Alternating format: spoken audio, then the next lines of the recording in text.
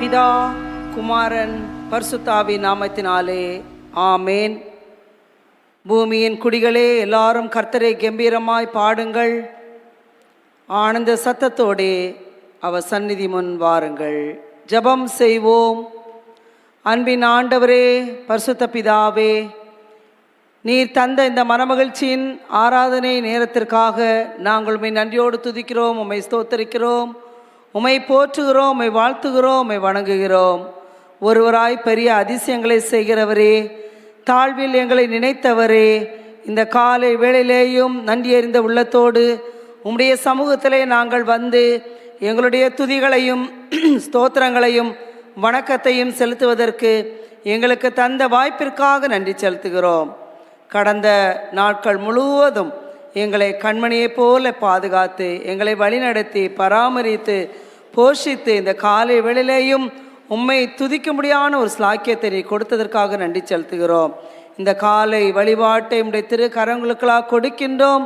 ஆவியானோருடைய ஆளுகையை பிரசன்னத்தை வந்திருக்கிற நாங்கள் உணர்ந்து கொள்ள உணர்வுள்ள இருதயத்தை தாரும். எங்களுடைய மனதை ஒருமுகப்படுத்த நீ உதவி செய்யும்.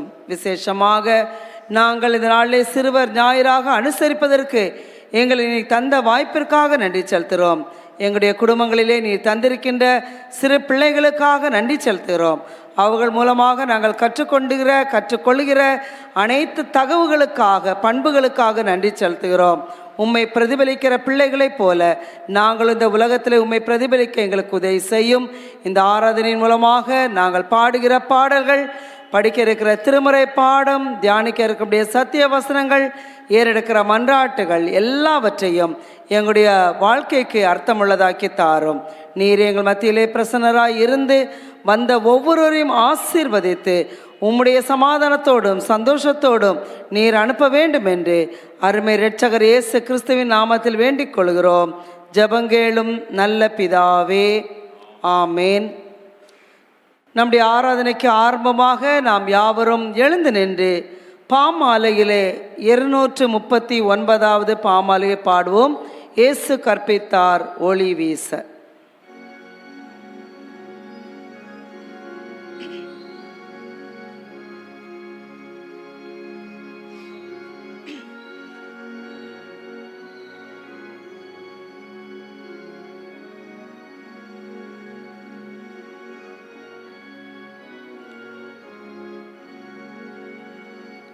இயேசு கற்பித்தார் ஒளி வீசவே, சிறு தீபம் போல இருளிக்கவே, அந்தகார லோகில் ஒளி வீசுவோம்.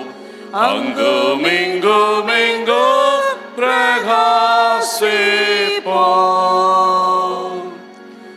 முதலவர்காய் ஒளி வீசுவோம். ஒளி மங்கிடாமல் காத்து கொள்ளுவோம். இயேசு நோக்கி பார்க்க ஒளி வீசுவோம். அங்கும் இங்கும் எங்கும் பிரகாசிப்போம். பிற நன்மைக்கும் ஒளி வீசுவோம். உலகின் மாயிருள் நீக்க முயல்வோம். பாவம் சாபம் யாவும் பரந்தோடிப்போம். அங்கும் இங்கும் எங்கும் பிரகாசிப்போம்.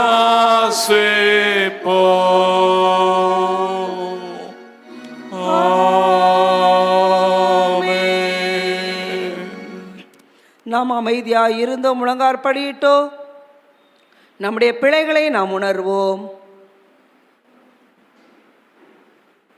நம்முடைய எண்ணங்களினாலும் செயல்களினாலும் செய்யத்தக்கவைகளை செய்யாமல் செய்யத்தகாதவைகளை செய்து வந்த நமக்கு சுகமில்லாத பட்சத்திலே ஆண்டவர் நம்முடைய குறைகளை மன்னிக்கும்படியாக அவரிடத்திலே நம்முடைய பாவங்களை மனத்தாழ்மையோடு நாம் அறிக்கை செய்வோம். பாவ அறிக்கை ஜபமாக ஆயக்காருடைய ஜபத்தை நாம் 3 முறை சொல்லுவோம். ஆண்டவரே பாவியாகிய என்மேல் கிருபையாயிரும், ஆண்டவரே பாவியாகிய என்மேல் கிருபையாயிரும், ஆண்டவரே பாவியாகிய என்மேல் கிருபையாயிரும். சர்வ வல்லமையும் இரக்கமுள்ள ஆண்டவர் மன்னிப்பையும் பாவ நிவிர்த்தியையும் நமக்கு கட்டளையிட்டருளி வாழ்க்கையை சீர்படுத்துவதற்கான காலத்தையும் தமது பரிசுத்தாவின் கிருபையையும் தேற்றுதலையும் தந்தருளுவாராக. ஆமேன். நாம் அமர்வோம்.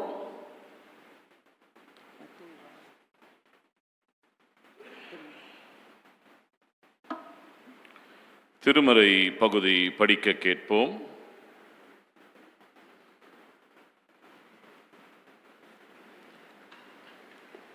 நீதிமொழிகளின் புத்தகம்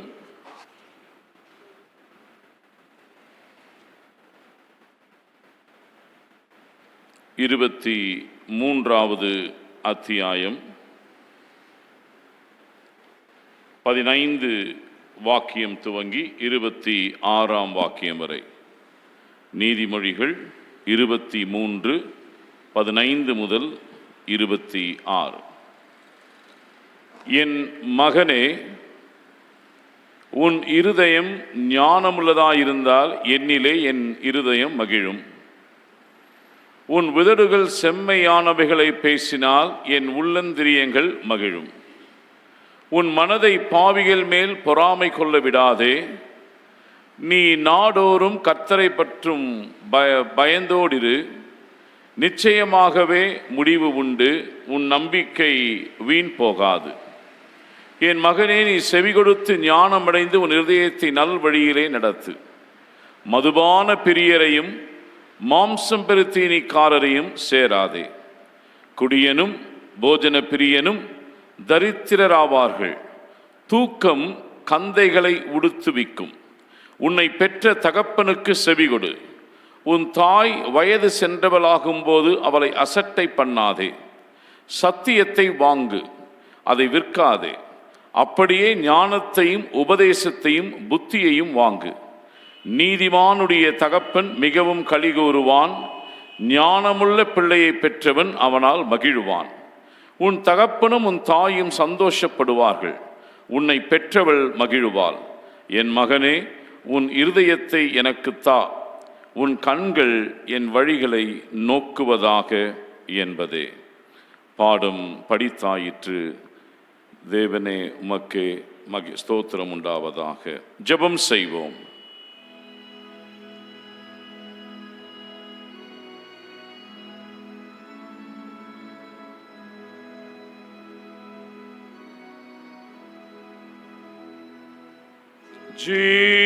ஜீவானுள்ள தேவானே, ஆவிவாரும்.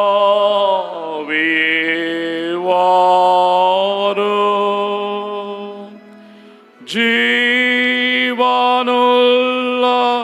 தேவானே,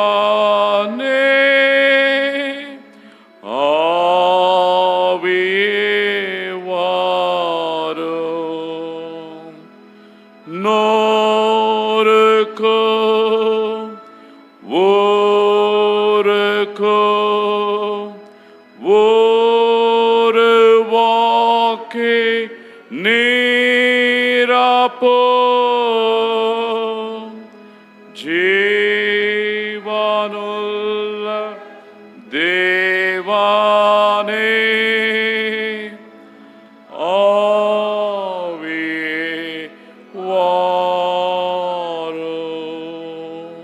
அடியேன் வாயின் வார்த்தைகளும் அமர்ந்திருக்கும் இறைமக்களின் இருதயத்தின் சிந்தனைகளும் உமது சமூகத்திலே பிரியமாய் இருப்பதாக. ஆமென்.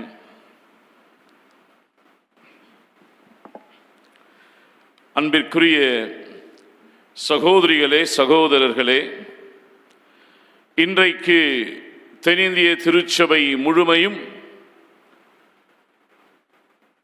சிந்திக்க வேண்டிய தலைப்பு நம்பிக்கையிலே பேணி வளர்தல்.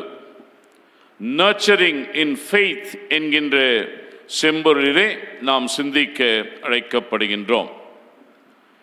இந்த நாள் நம்முடைய திருச்சபையின் வரலாற்றிலும் கூட மிக மிக முக்கியமான சிறப்பிற்குரிய ஒரு நாளாக நாம் பார்க்கின்றோம். ஏனென்றால் இந்த நாள் அகில உலக ஞாயிறு பள்ளி தினம், வேர்ல்ட் சண்டே ஸ்கூல் டே. அடுத்த வழிபாட்டிலே சிறப்பு பாடல்களை ஞாயிறு பள்ளி பிள்ளைகள் பாடுவார்கள். 3ஆம் ஞாயிற்றுக்கிழமை அவர்கள் சிறப்பான ஒரு கொரியோகிராஃபி நம்முடைய வழிபாட்டிலே 8:30 வழிபாட்டிலே அவர்கள் செய்வார்கள். ராபர்ட் ரெய்க்ஸ் என்கின்ற மனிதர் 1780ஆம் ஆண்டு கிறிஸ்துவுக்கு பின் நவம்பர் மாதம் 3ஆம் தேதி ஞாயிறு பள்ளியை துவங்குகின்றார். இவர் வாழ்ந்த சூழமைவுகளிலே விடுமுறை நாட்களில் அநேக பிள்ளைகள் தங்களுடைய நேரத்தையும் காலத்தையும் தீமையான செயல்களிலே அவர்கள் செலவு செய்து கொண்டிருந்ததினாலே ராபர்ட் ரெய்க்ஸ் அவர்கள் தன்னுடைய வீட்டிலே ஒரு வகுப்பை துவங்குகின்றார். அந்த வகுப்பை துவங்கினவர் அந்த வகுப்பிலே முதலாவது அவர்களுக்கு கிறிஸ்துவினுடைய பண்புகளை கற்றுக் கொடுக்கின்றார். பிறகு நல்லொழுக்க நெறிகளை அவர் கற்றுத்தருகின்றார். இப்படியாக துவங்கப்பட்ட முதலாவது ஞாயிறு பள்ளி 1780ஆம் ஆண்டு நவம்பர் மாதம் 3ஆம் தேதி ராபர்ட் ரெய்க்ஸ் அவர்களாலே ஞாயிறு பள்ளி துவங்கப்பட்டது. பிள்ளைகள் கர்த்தரால் வரும் சுதந்திரம். 127ஆம் சங்கீதத்திலே நாம் படிக்கின்றோம், சிறு பிள்ளைகளை என்னிடம் வருவதற்கு இடம் கொடுங்கள், அவர்களை தடை செய்யாதிருங்கள். மார்க்கு 10ஆம் அத்தியாயம் 14ஆம் வசனத்திலே படிக்கின்றோம். இந்த சிறு குழந்தைக்கு இடரல் செய்கின்றவனுடைய கழுத்திலே எந்திரக்கல்லை கட்டி சமுத்திரத்தின் ஆழத்திலே தள்ளப்பட கடவன் என்பதை மத்தேயு 18ஆம் அத்தியாயத்திலே 6வது வசனத்திலே படிக்கின்றோம். சிறு பிள்ளைகளுக்கு பெற்றோர் உட்காரும் பொழுதும் எழுந்திருக்கின்ற பொழுதும் படுக்கின்ற பொழுதும் நடக்கின்ற பொழுதும் எல்லா நேரங்களிலும் கடவுளுக்கு ஏற்ற கற்பனைகளையும் கட்டளைகளையும் அவர்களுக்கு சரியாக போதிக்க வேண்டும். உபாகமம் 6ஆம் அதிகாரம் 7ஆம் வசனத்திலே அதை நாம் படிக்கின்றோம். இன்றைக்கு 3 வேத பாடங்கள் நமக்கு கொடுக்கப்பட்டிருக்கின்றது.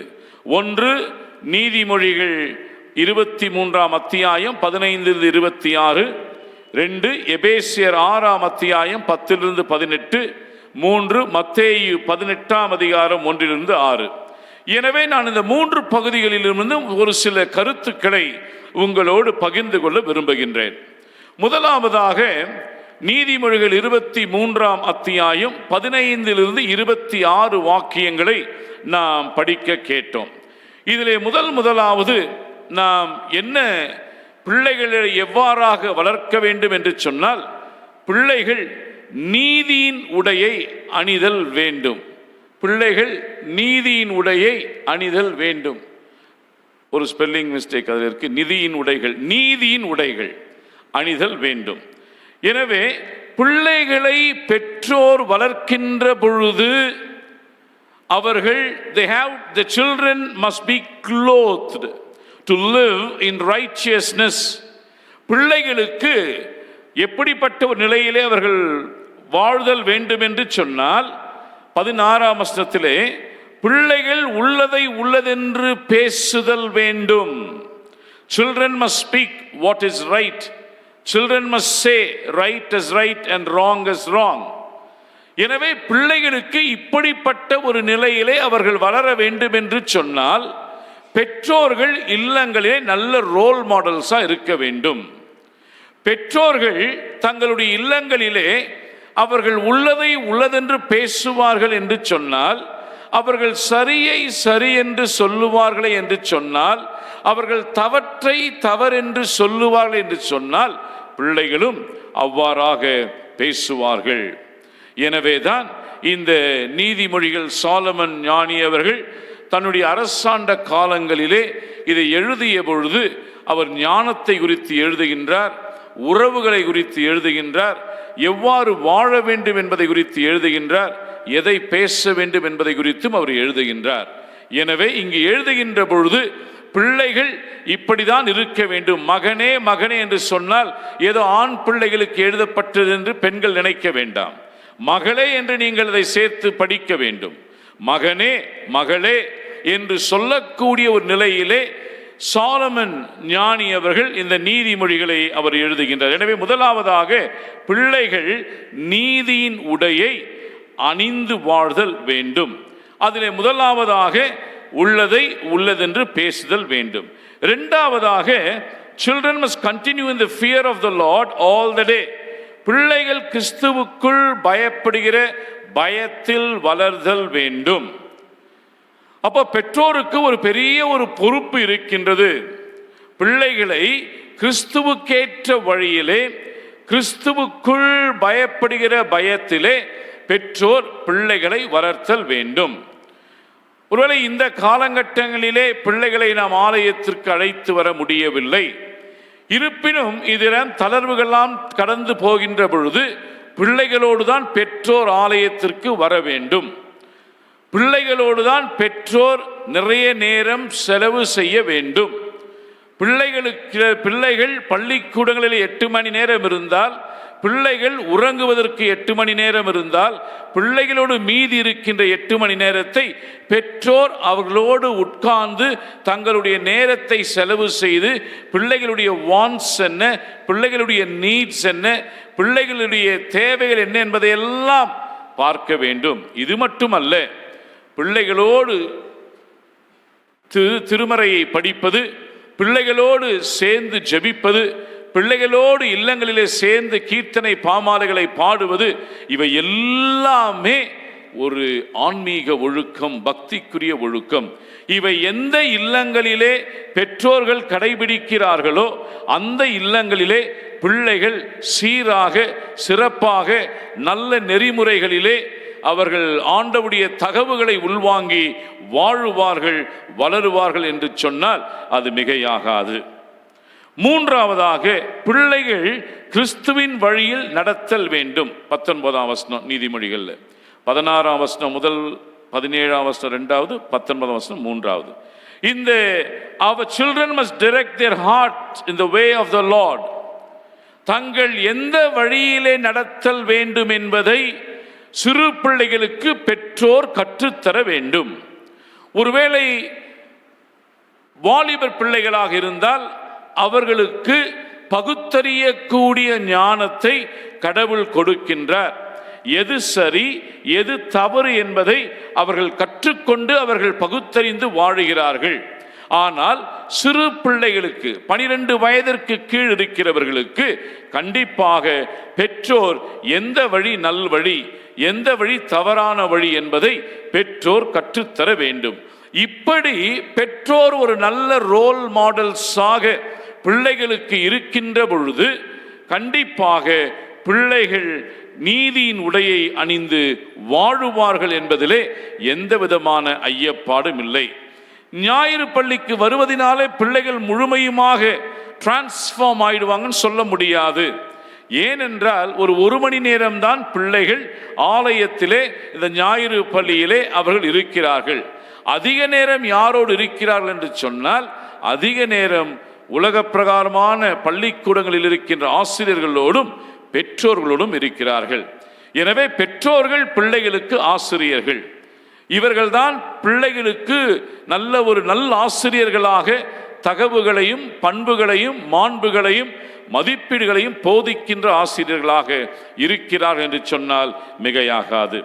இரண்டாவதாக எபேசியர் எழுதிய புஸ்தகத்திலே 6ஆம் அத்தியாயம் 10-18 வசனங்கள். எபேசு பட்டணத்திற்கு பவுலடிகளார் ரோமாபுரி சிறைச்சாலையிலிருந்து இந்த கடிதத்தை எழுதுகின்றார். கிறிஸ்துவுக்கு பின் 60வது நூற்றாண்டிலே இந்த கடிதத்தை அந்த எபேசு திருச்சபைக்கு எழுதுகின்றார். எபேசு திருச்சபை ஆரம்பத்திலே நல்ல பக்திக்குரிய வாழ்வில் இருந்த ஒரு திருச்சபை. ஆனால் நாட்கள் செல்ல செல்ல இந்த எபேசு திருச்சபையினர் ஆதி அன்பை இழந்துவிட்ட ஒரு சபையினராக அவர்கள் இருக்கிறார்கள். They have lost their first love. அந்த உற்சாகம், அந்த உத்வேகம் எல்லாம் இல்லை. ஒருவேளை அதே போலதான் நம்முடைய விசுவாசமும் கூட, நம்முடைய அன்பும் கூட, நாம் சிறு பிள்ளைகளாக இருந்த பொழுது நாம் சென்று கொண்டிருந்த ஆலயங்களிலே ஞாயிறு பள்ளிக்கு அவ்வளவு ஆர்வமாக நாம் போவோம். ஆனால் பெரியவர்களாகி நாம் வளருகின்ற பொழுது அந்த ஆர்வம் குறைந்து விடுகிறது. கிறிஸ்துவின் மீது இருக்கக்கூடிய அன்பும் கொஞ்சம் தணிந்து விடுகின்றது. அதனால எபேசு திருச்சபைக்கு எழுதுகின்றார், you have lost your first love. ஆதி அன்பை இழந்து போன எபேசு திருச்சபையே, கிறிஸ்துவுக்கள் அன்பார்ந்தவர்களே, இந்த சூழமையில் தான் எபேசு திருச்சபைக்கு பவுலடிகளார் தெளிவாக எழுதுகின்றார். இதில் அவர் எழுதுகின்ற பொழுது என்ன சொல்லுகின்றார் என்று சொன்னால், சர்வாயுத வர்க்கத்தை அணிந்து வாழ்தல் வேண்டும். இதை நான் பிள்ளைகளுக்கு சொல்லுகிறேன். பிள்ளைகள் சர்வாயுத வர்க்கத்தை அணிந்து வாழ்தல் வேண்டும். Children must be clothed to live with whole armor of God. இந்த சர்வாயுத வர்க்கத்தை அணிந்து வாழ்தல் என்று சொன்னால், அங்கு கொடுக்கப்பட்டிருக்கின்ற டிஃபென்ஸ் மெக்கானிசம் நம்ம பார்க்கிறோம். சத்தியம் என்னும் கச்சையை உங்கள் அறையிலே கட்டினவர்களாயும், நீதி என்னும் மார்க்கவசத்தை தரித்தவர்களாயும், சமாதானத்தின் சுவிசேஷத்திற்குரிய ஆயத்தம் என்னும் பாதரட்சையை கால்களிலே தொடுத்தவர்களாயும், பொல்லாங்கனையும் அக்கினியால் தந்திரங்களையெல்லாம் அவித்து போடத்தக்கவர்களாய், எல்லாவற்றுக்கு மேலாக விசுவாசம் என்னும் கேடகத்தை பிடித்து கொண்டவர்களாயும் நில்லுங்கள். இரட்சணியம் என்னும் தலை சீராவையும் தேவ வசனமாகிய ஆவியின் பட்டயத்தையும் எடுத்துக் கொள்ளுங்கள். இப்படி ஒரு டிஃபென்ஸ் மெக்கானிசமை நமக்கு பவுலடிகளார் இந்த எபேசு திருச்சபையின் வழியாக சொல்லுவதை பார்க்கின்றோம். இதை இன்றைக்கு பிள்ளைகளுக்கான ஒரு திருமறை பகுதியாக நம்முடைய திருத்தொண்டு நூலிலே கொடுத்திருக்கிறார்கள். அப்ப பிள்ளைகள் முதலாவது என்ன பண்ணணும்? பிசாசின் தந்திரங்களை எதிர்த்து வாழ்தல் வேண்டும். Children must stand against the schemes of the devil. எனவே இந்த பகுதியிலே எபேசு திருச்சபைக்கு அவர் எழுதுகின்ற பொழுது எவ்வாறாக அதை எதிர்த்து வாழ முடியும் என்று சொன்னால், வாய்மை, நீதி, அமைதி, பிறகு சுவிசேஷம் என்னும் பாதரட்சை, விசுவாசம் என்னும் கேடகம், இரட்சணியம் என்னும் தலை சீரா, ஆவியின் பட்டயம், இவை எல்லாமே இப்படிப்பட்ட நிலைகளிலே. அப்ப என்ன சொல்ல வராங்கன்னு சொன்னா, வாய்மையை அவர்கள் அணிந்தல் வேண்டும், நீதி, சமாதானம், விசுவாசம், இரட்சண்யம், ஆவியின் பட்டயம், இவற்றையெல்லாம் ஒரு பிள்ளைகள் உடுத்துவித்துக் கொள்வார்களே என்று சொன்னால், கண்டிப்பாக எந்த விதமான பிசாசின் தந்திரங்களுக்கும் உபாயங்களுக்கும் பிள்ளைகள் விழவே மாட்டார்கள். ஏனென்றால் they are clothed with whole armor of God. பிள்ளைகள் இப்படிப்பட்ட சர்வாயுத வர்க்கத்தை தரித்துக் கொள்ளுகின்ற பொழுது பிள்ளைகளை எதிர்த்து நிற்பவன் யார்? எப்படிப்பட்ட சூழ்ச்சிகளாக இருந்தாலும், எப்படிப்பட்ட பிசாசின் தந்திரங்களாக இருந்தாலும், எப்படிப்பட்ட சூழமைவுகளாக இருந்தாலும், பிள்ளைகள் இவற்றையெல்லாம் தரித்துக் கொள்ளுகின்ற பொழுது அவர்கள் எதிர்த்து நிற்பார்கள், தைரியத்தோடு போராடுவார்கள் என்பதிலே எந்த விதமான ஐயப்பாடும் இல்லை. அதைதான் 14-18 படிக்கிறோம். வாய்மை, நேர்மை, விசுவாசம், ரட்சிப்பு, இவற்றோடு வாழ்தல் வேண்டும். பிள்ளைகள் வாழுகின்ற இந்த உலகம் சரியான ஒரு உலகம் அல்ல. வாழுகின்ற சூழமைவு சரியான ஒரு சூழமைவு அல்ல. ஏனென்றால் பொய்யான தகவுகள், மாய்மாலமான வாழ்வு, ராங் ஸ்டைல் ஆஃப் லிவிங், இவை எல்லாவற்றையும் மீடியா போதித்து கொண்டிருக்கிறது. தொலைக்காட்சி வழியாக, சினிமாக்கள் வழியாக. எனவே ராங் டீச்சிங்ஸ் தான் அந்த ஒரு ராங் மீடியாவில் வருகின்ற பொழுது பிள்ளைகள் அவற்றிற்கு விழுந்து விடக்கூடாது. பிள்ளைகளுடைய டீச்சர் யாருன்னா Bible is their first teacher.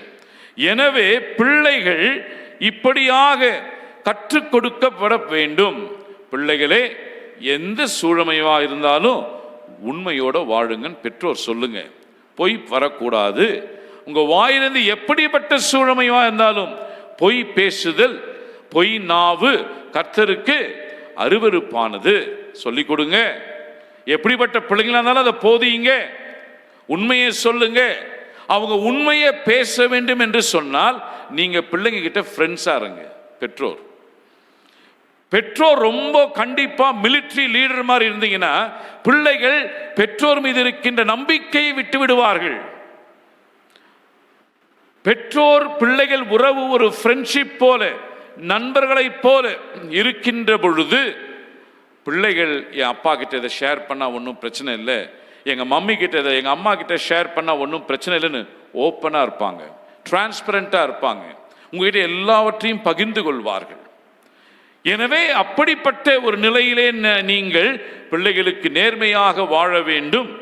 நல்ல விசுவாசத்தோடு பிள்ளைகளுக்கு ஒரு நல்ல பைபிள் வாங்கி கொடுங்க. பிள்ளைகளுக்கு ஒரு நல்ல நேரத்தை ஒதுக்கி கொடுங்க. பிள்ளைகள் காலையில் எழுந்தவுடன் பெற்றோரோடு பேசக்கூடாது, பெற்றவராகிய கடவுளோடு தான் பேச வேண்டும். இவற்றெல்லாம் சொல்லிக் கொடுக்க வேண்டும். அவர்களுக்கென்று ஒரு தனி வேதாகமம், தனி நேரங்களை ஒதுக்கி கொடுங்க. எப்படி பப்ளிக் எக்ஸாமுக்கு 3 மணிக்கே எழுந்து படின்னு சொல்றீங்களோ அதே போல பிள்ளைகளை எழுந்து பைபிளை படி ஜெபம் பண்ணுன்னு சொல்லுங்க. இப்படி போதிக்கின்ற பொழுதுதான் பிள்ளைகள் கிறிஸ்துவுக்கேற்ற ஒரு சிக்ஷையிலே வாய்மையையும் நேர்மையையும் விசுவாசத்தையும் இரட்சணியத்தையும் உடையாக அவர்கள் அணிந்து கொள்ள முடியும். அதுதான் இங்கு தெளிவாக நாம் இந்த பகுதியிலே படிக்கிறோம்.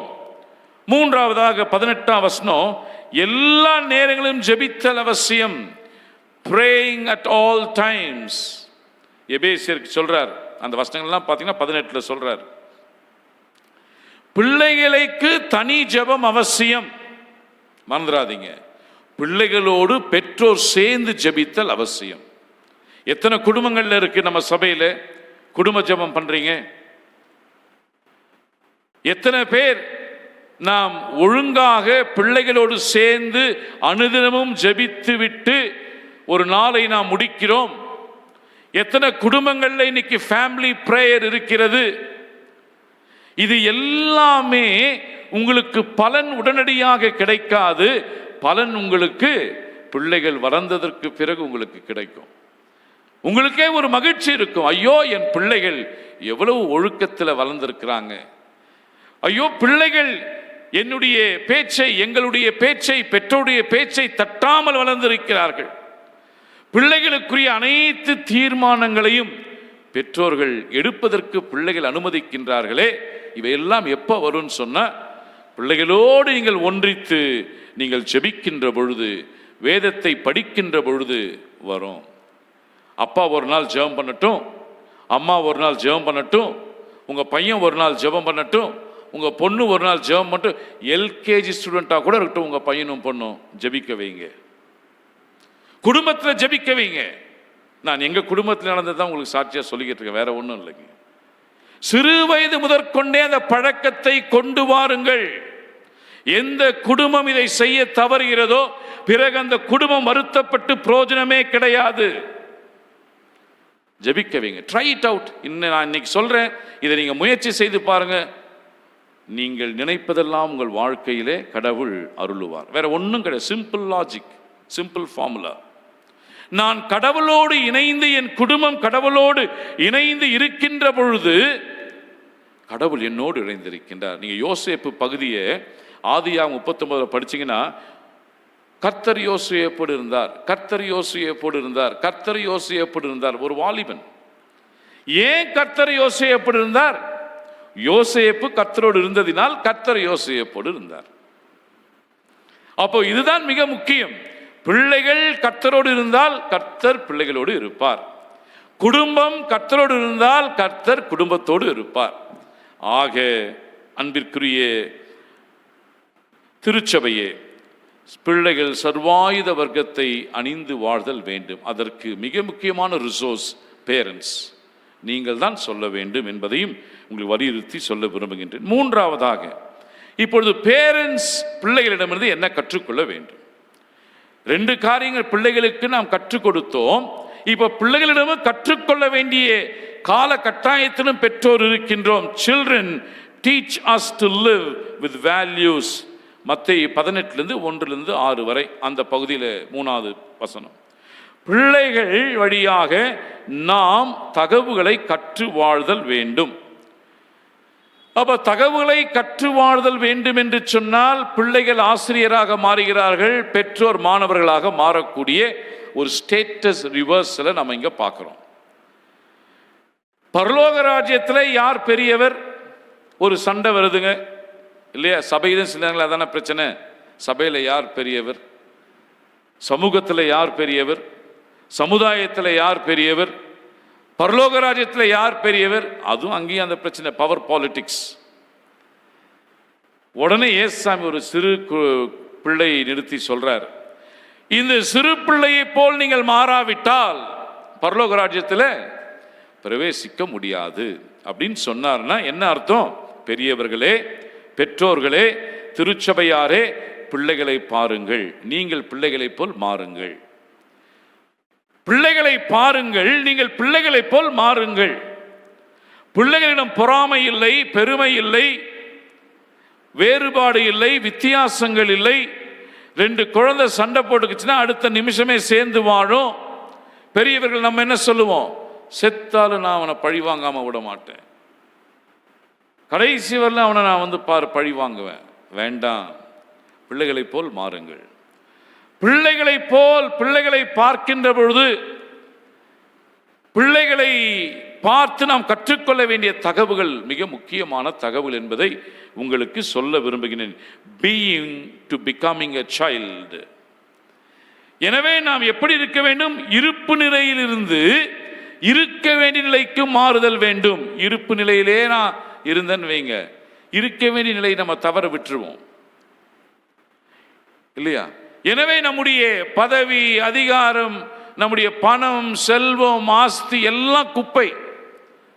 நான் குழந்தையை போல் மாறினாதான் எனக்கு பரலோக ராஜ்யம். நான் குப்பைகளை நான் மேன்மையாக கருதுவேன் என்று சொன்னால் பரலோக ராஜ்யம் கிடையாது. அதனால் இந்த குப்பைகளை நான் அகற்றி விட்டு குழந்தையை போல் மாறணும் சாமி, குழந்தையை போல் வாழணும் சாமி. அப்பொழுதுதான் நான் உங்களுடைய இறையரசுக்குள் ஃபர்ஸ்டே சொல்லிடுறார், பெர்மிஷன் இஸ் ரெஸ்ட்ரிக்டட். என்ன சொல்றார்? நீ குழந்தையை போல் மாறுங்க, முதல்ல உங்க குழந்தைங்களை போல நீங்க மாறுங்களேன். எனவே அன்பிற்குரியோரே, being to becoming a child மிக முக்கியம். அடுத்தது இயேசுவானவர் சொல்லுகிறார், இந்த குழந்தையை போல் நீங்கள் எப்படி வாழணும்? தாழ்மையுள்ளவர்களாக வாழணும். Being humble. Humility is one of the value of the kingdom of God. தாழ்மை. இந்த குழந்தைகள் எல்லாரிடத்திலும் பழகக்கூடிய, பேசக்கூடிய குழந்தைகளுக்கு எந்த விதமான கர்வம், ஆணவம், அகந்தை எல்லாம் கிடையாது. இல்லை, எல்கேஜி படிக்கிறது, யூகேஜி படிக்கிறது, ஒரு 13 இயர்ஸ் இல்லையா, நம்ம அவங்களெல்லாம் பிள்ளைகள்னு சொல்கிறோம். 13 to 19 அவங்களை நம்ம இளநிலை வாலிபர்னு சொல்கிறோம், டீன்ஸ்ன்னு சொல்கிறோம். 19 to 35 அவங்கள யூத்துன்னு சொல்கிறோம். எனவே இந்த பிள்ளைகள் என்று நான் சொல்லுகின்ற பொழுதெல்லாம் இந்த 13 வயதிற்குள் இருக்கின்றவர்கள், 12 வயதிற்குள் இருக்கிறவர்கள், இவர்களை போல் மாறணும். தாழ்மையோடு நான் வாழ வேண்டும். பெருமையுள்ளவர்களுக்கு கடவுள் எதிர்த்து நிற்கின்றார், தாழ்மையுள்ளவர்களுக்கு ஆண்டவர் கிருபை அளிக்கின்றார். எனவே அப்படிப்பட்ட ஒரு தாழ்மையோடு நான் வாழ வேண்டும். 3வதாக, பிள்ளைகளை ஏற்றுக்கொள்ளுதல் அவசியம், தடை செய்யாமல் இருப்பதும் அவசியம். ரெண்டுமே முக்கியம். Being receptive is mandatory and also not being a hindrance is mandatory. ரொம்ப முக்கியம். பிள்ளைகளுடைய வாழ்க்கையிலே பிள்ளைகளை பிள்ளைகளாக ஏற்றுக்கொள்ளுங்கள். டாக்டர் பில்லி கிரஹாம் சொல்லுவார், accept children as they are. அவங்கள கரெக்ட் பண்ணும் பொழுது கூட மம்மியை பார், டேடியை பார் அப்படின்னு சொல்லாதீங்க. மம்மியை பார்த்தா, டேடியை பார்த்தா பிள்ளைங்க ஒழுங்கா வளராது. இயேசுவை பாருன்னு சொல்லுங்க. இயேசுவை பார்த்து கற்றுக்கொள். அவர் மட்டும்தான் உனக்கு முன்மாதிரி என்று சொல்லி பிள்ளைகளை வளர்க்கின்ற பெற்றோராக இருங்கள். ரிசப்டிவா இருங்க. பிள்ளைகளை ஏற்றுக்கொள்ளுங்கள், பிள்ளைகளை மதியுங்கள். பிள்ளைகளுக்கும் ஹியூமன் டிக்னிட்டி இருக்கு. பிள்ளைங்களை எப்படி நம்ம கண்டிக்கிறோம்? அசிங்கமான வார்த்தை, அவலமான வார்த்தை இல்லை. நிறைய நேரங்களில் பிள்ளைகளை திட்டும் பொழுது நம்முடைய வார்த்தைகள் எப்படி இருக்கிறது? குழந்தைகளுக்கும் ஹியூமன் டிக்னிட்டி இருக்கு, பிள்ளைகளுக்கும் ஹியூமன் டிக்னிட்டி இருக்கு, மனித மாண்பு இருக்கிறது. பிள்ளைகளை தயவு செய்து கெட்ட வார்த்தையினாலே திட்டாதீங்க. பிள்ளைகளை நேசியுங்கள், பிள்ளைகளை ஏற்றுக்கொள்ளுங்கள், பிள்ளைகளுடைய வளர்ச்சிக்கு தடை செய்யாதிருங்கள். தடை செய்கிற கழுத்தில் எந்திரக்கல்லை கட்டி சமுத்திரத்தின் ஆழத்திலே தள்ளப்பட வேண்டும் என்ற ஹார்ஷ் பனிஷ்மெண்ட் வேற எங்கேயும் பைபிளில் சொல்லலை. இயேசுவானவர் இதை சொல்லுகிறார். பிள்ளைகளை நேசிக்கின்ற ஆண்டவர் பிள்ளைகளுக்கு ஆற்றலையும் அறிவையும் ஞானத்தையும் எல்லாம் கொடுத்திருக்கிறார். எனவே கிறிஸ்துவுக்குள் அன்பார்ந்தவர்களே, பிள்ளைகள் நீதியின் உடையை அணிந்து வாழ்தல் வேண்டும். பிள்ளைகள் சர்வாயுத வர்க்கத்தை அணிந்து வாழ்தல் வேண்டும். பிள்ளைகள் வழியாக பெரியவர்களாகிய நாம், பெற்றோர்களாகிய நாம் தகவுகளை கற்று வாழ்தல் வேண்டும். இந்த 3 நிலைகள், 2 காரியம் நாம் அவங்களுக்கு சொல்லித்தரோம், ஒரு காரியம் நாம் அவர்களிருந்து கற்றுக்கொள்ள வேண்டும். அதை தான் இந்த நாளில் நான் சொல்ல விழைகின்றேன். எனவே பிள்ளைகள் உங்களுக்கு ஆண்டவர் கொடுத்த அருட்கொடைகள். Children are the heritage from the Lord. Children are the gift from the Lord. எனவே அப்படிப்பட்ட அருட்கொடைகளை, பிள்ளைகள் கர்த்தரால் கொடுக்கப்பட்ட சுதந்திரத்தை நல்லா நீங்க என்ன பண்ணுங்க, அந்த சுதந்திரத்தை உபயோகப்படுத்த கற்றுக்கொள்ளுங்கள். நல்வழியிலே பிள்ளைகளை நீங்கள் நடத்துங்கள். அது அவர்களுக்கு ஆசீர்வாதமாக இருக்கும். உங்கள் பிள்ளைகள் வழியாக ஒரு சமுதாயமே ஆசீர்வதிக்கப்படும். கர்த்தர் தாமே அப்படிப்பட்ட சிந்தனை கொடுத்து நம் அனைவரையும் ஆசீர்வதிப்பாராக. ஆமென். நாம் அனைவரும் எழுந்து நின்று நம்முடைய விசுவாசத்தை நிசையா விசுவாச பிரமாணத்தின் வழியாக, அப்போஸ்தல விசுவாச பிரமாணத்தின் வழியாக உறுதி செய்து கொள்ளுவோம். வானத்தையும் பூமியையும் படைத்த சர்வவல்லமையுள்ள பிதாவாகிய தேவனை விசுவாசிக்கிறேன்.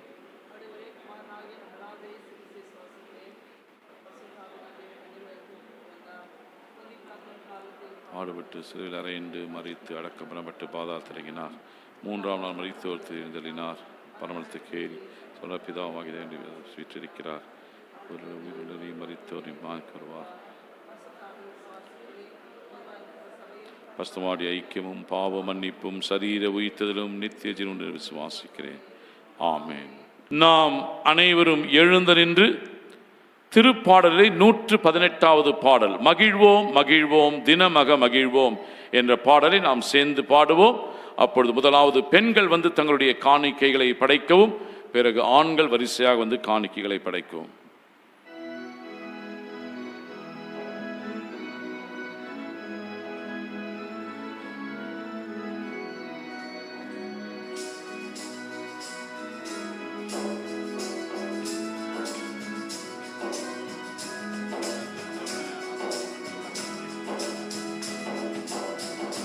மகிழ்வோம் தினமாக மகிழ்வோம், இயேசுராஜனம் சொந்தமாயினார். இந்த பாதலத்தில் சொந்தக்காரரவர் எந்த உள்ளத்தில் சொந்தமானார். இந்த பாதலத்தில் சொந்தக்காரரவர் எந்த உள்ளத்தில் சொந்தமானார். ஆனந்தமே பரமானந்தமே, இது மாபெரும் பாக்கியமே. இந்த பாதலத்தில் சொந்தக்காரரவர் எந்த உள்ளத்தில் சொந்தமானார். சின்னன் சிறு வயதில் என்னை குறித்து விட்டார், தூரம் போயினும் கண்டு கொண்டார். தமது ஜீவனை எனக்கும் அளித்து ஜீவன் பெற்றுக்கொள் என்றுரைத்தார். ஆனந்தமே பரமானந்தமே, இது மாபெரும் பாக்கியமே. இந்த பாதலத்தில் சொந்தக்காரரவர், எந்த உள்ளத்தில் சொந்தமானார். இந்த பாதலத்தில் சொந்தக்காரரவர், எந்த உள்ளத்தில்.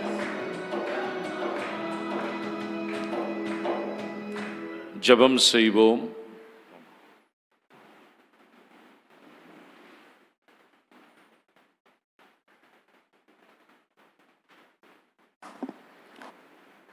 நேற்றும் இன்றும் என்றும் மாறாதிருக்கிற எங்கள் அன்பின் ஆண்டவரே, இந்த ஆராதனை வேளையிலேயும் உடைய தூய பிரசன்னம் எங்கள் மத்தியிலே தங்கியிருந்தபடினாலே நாங்கள் மெய் துதிக்கிறோம்.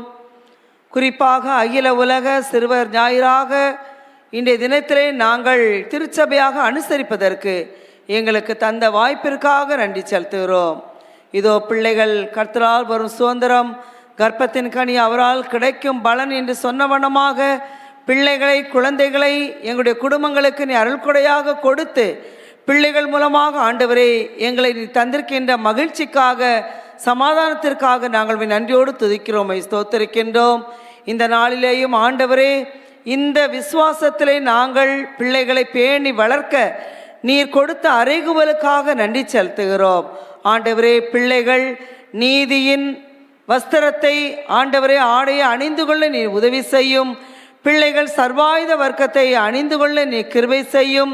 நாங்கள் பிள்ளைகள் மூலமாக கிறிஸ்துவினுடைய இறையரசினுடைய தகவுகளை நாங்கள் ஆண்டவரை கற்றுக்கொள்ள எங்களுக்கு அருள் புரிய வேண்டுமா இடத்தில் மன்றாடுகின்றோம்.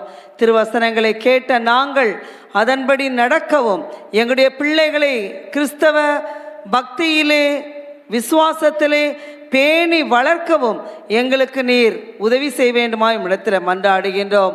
ஒவ்வொரு குழந்தையும் திருக்கரங்களுக்குள்ளாக நாங்கள் கொடுக்கின்றோம். பிள்ளைகளை நீர் பாதுகாத்து கொள்ளும், அவர்களை வழி நடத்தும். ஆண்டவரே, தவறான வழியிலே பிள்ளைகள் ஒரு நாளும் செல்லாதபடிக்கு உம்முடைய பலத்த கரத்துக்குள்ளாக உம்முடைய பிள்ளைகளை நீர் பலப்படுத்தி வழிநடத்த வேண்டுமா இடத்தில் மன்றாடுகின்றோம். இந்த ஆராதனை பங்கு பெற்றிருக்கிற ஒவ்வொருவரையும் தனித்தனியாக பேர் பேராக நீர் ஆசீர்வதியும். அவருடைய தேவைகள், அவருடைய மனதின் வேண்டுதல்கள் எல்லாவற்றையும் அருளி செய்ய வேண்டுமா இடத்தில் மன்றாடுகின்றோம். ஒவ்வொருவரையும் சுகத்தோடு பலத்தோடு ஆண்டவரே இந்த நாளில் வரும்படியாக நீர் கொடுத்த கிருபைக்காக நன்றி செலுத்துகிறோம். இந்த கொரோனா தொற்று நோயின் மூலமாக பாதிக்கப்பட்டு சிகிச்சை பெற்று வருகிற ஆண்டவரே மக்களுக்காக நாங்கள் வேண்டிக் கொள்கிறோம். நீர் உம்முடைய சுகமளிக்கும் கரத்தினாலே அவர்களை மீட்டெடுக்க வேண்டுமா இடத்தில் மன்றாடுகின்றோம். கூடிய விரைவிலே ஆண்டவரே அந்த கொரோனா தொற்றிலிருந்து முழுமையாக ஆண்டவரை இந்த உலகம் காக்கப்பட நீ கிருபை செய்வேன்மா ஜெபிக்கிறோம். இந்த காலை வேளையிலேயும் எங்களை உமக்கென்று நாங்கள் அர்ப்பணிக்கும் வகையிலே நாங்கள் படைத்திருக்கின்ற எல்லா காணிக்கைகளையும் நீர் அங்கீகரிக்க வேண்டுமா இடத்துல மன்றாடுகின்றோம். சந்தா காணிக்கைகளுக்காக, பொது காணிக்கைகளுக்காக, மிஷன் ஃபெஸ்டிவலுக்காக கொடுத்திருக்கிற காணிக்கைகளுக்காக, ஸ்தோத்திர காணிக்கைகளுக்காக நாங்கள் நன்றி செலுத்துகிறோம். ஆண்டவரை ஒவ்வொரு காணிக்கையும் ஆசீர்வதியும். இந்த வாரத்திலே தங்களுடைய பிறந்த நாள், திருமண நாளை கொண்டாடுகின்ற எல்லா மக்களுக்காக நாங்கள் ஜெபிக்கிறோம். அவருடைய தனிப்பட்ட வாழ்க்கையும் குடும்ப வாழ்க்கையும் நீ தொடர்ந்து ஆசீர்வதியும். உம்முடைய கிருபையினாலும் உம்முடைய இரக்கத்தினாலும் உம்முடைய பிள்ளைகளை நீர் முடிசூட்டி பாதுகாத்து இந்த வாரம் முழுவதும் நீ தொடர்ந்து எங்களை கரம் பிடித்து நீர் வழிநடத்தி ஆசீர்வதித்து அனுப்ப வேண்டும் என்று அருமை இரட்சகர் இயேசு கிறிஸ்துவின் நாமத்தில் வேண்டிக் கொள்கிறோம். ஜெபங்கேளும் நல்ல பிதாவே, ஆமேன். நம்முடைய கர்த்தராகிய இயேசு கிறிஸ்துவின் கிருபையும் பிதாவாகிய கடவுளின் அன்பும் பரிசுத்த ஆவியானுடைய ஆசீர்வாதம், வழிநடத்தலும், சமாதானமும் நாம் அனைவரோடும், நம்முடைய தீர்மானங்களோடும், நம்முடைய குடும்பங்களோடும் இன்றும் என்றும் சதா காலங்களில் நிலைத்திருப்பதாக. ஆமென், ஆமென்,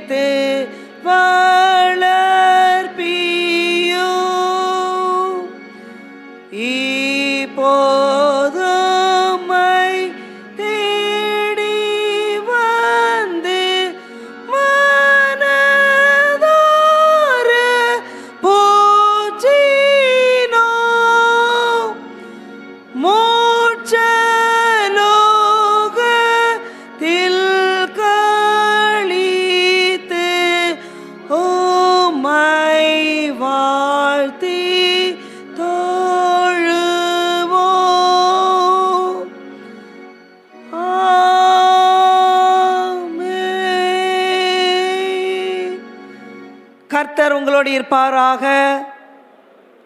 தெய்வ சமாதானத்தோடே நாம் புறப்பட்டு செல்ல கடவோம். கர்த்தருடைய நாமத்தினால் ஆமென். எல்லாருக்கும் ஸ்தோத்திரம்.